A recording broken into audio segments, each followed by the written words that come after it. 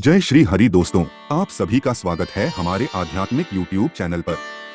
आज हम बात करने जा रहे हैं एक ऐसे पर्व की जिसका संबंध स्वयं भगवान विष्णु से है। जी हाँ, हम बात कर रहे हैं देवशयनी एकादशी की। ये एकादशी न केवल विशेष मानी जाती है बल्कि इससे जुड़े कुछ अचूक उपाय आपके जीवन को बदल सकते हैं। तो चलिए जानते हैं इस वर्ष 2025 में देवशयनी एकादशी की तिथि, उसका महत्व और ऐसे 5 उपाय जो जीवन में सुख समृद्धि और मोक्ष तक दिला सकते हैं। वीडियो को अंत तक जरूर देखें और अगर आप हमारे चैनल पर नए हैं तो चैनल को सब्सक्राइब करना न भूलें। तिथि और समय। हिंदू पंचांग के अनुसार देवशयनी एकादशी हर साल आषाढ़ मास के शुक्ल पक्ष की एकादशी तिथि को मनाई जाती है।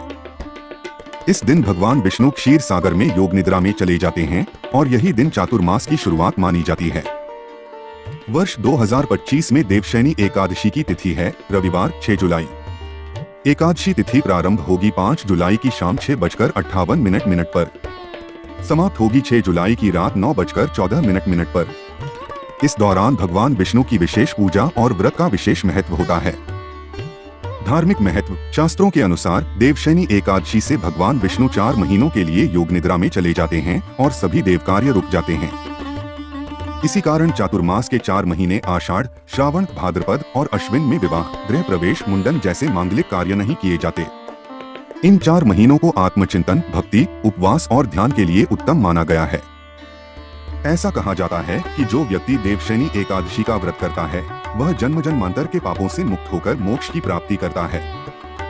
इस दिन व्रत रखने से भगवान विष्णु और माता लक्ष्मी दोनों की कृपा प्राप्त होती है।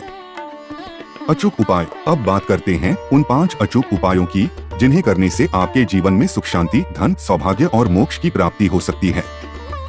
आइए जानते हैं। उपाय 1, भगवान विष्णु लक्ष्मी की पूजा। सुबह जल्दी उठकर स्नान करें और स्वच्छ पीले वस्त्र धारण करें।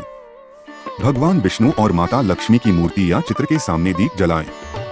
उन्हें पीले पुष्प, चंदन, तुलसी दल, अक्षत और पीले मिष्ठान्न अर्पित करें। इससे माता लक्ष्मी की विशेष कृपा मिलती है। उपाय 2, तुलसी पूजन व परिक्रमा। इस दिन तुलसी माता की पूजा अवश्य करें।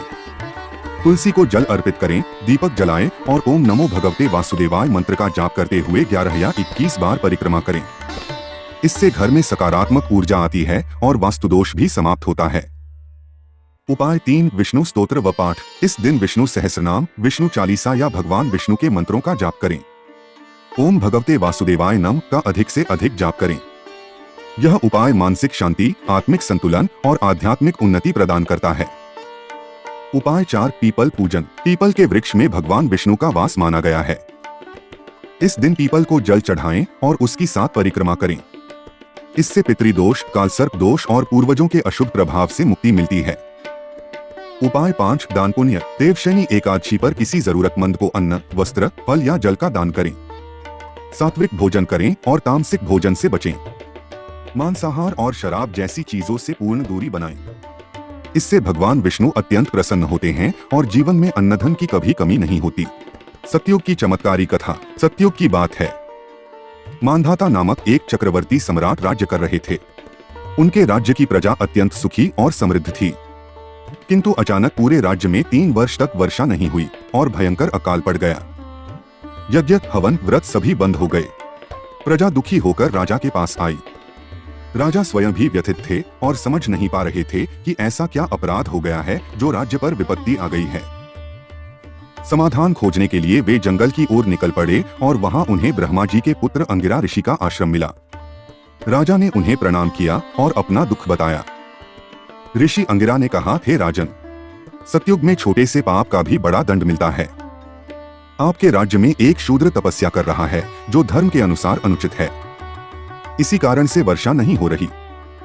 राजा बोले, हे ऋषिवर, वह तपस्वी तो निरपराध है, मैं उसे कैसे मार सकता हूँ? तब ऋषि बोले, यदि आप उसे नहीं मारना चाहते तो एक उपाय है। आषाढ़ शुक्ल एकादशी का व्रत करें।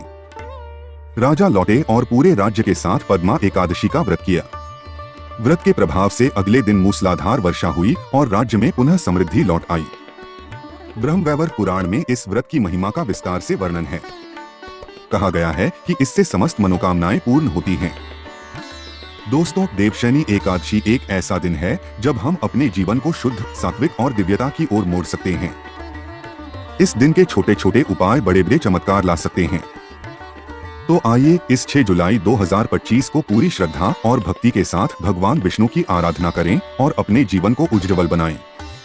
अगर आपको यह वीडियो अच्छा लगा हो तो लाइक करें, कमेंट में जय विष्णु भगवान जरूर लिखें और वीडियो को अपने दोस्तों और परिवार के साथ शेयर करें। ऐसे ही और आध्यात्मिक वीडियो के लिए हमारे चैनल को सब्सक्राइब करना न भूलें।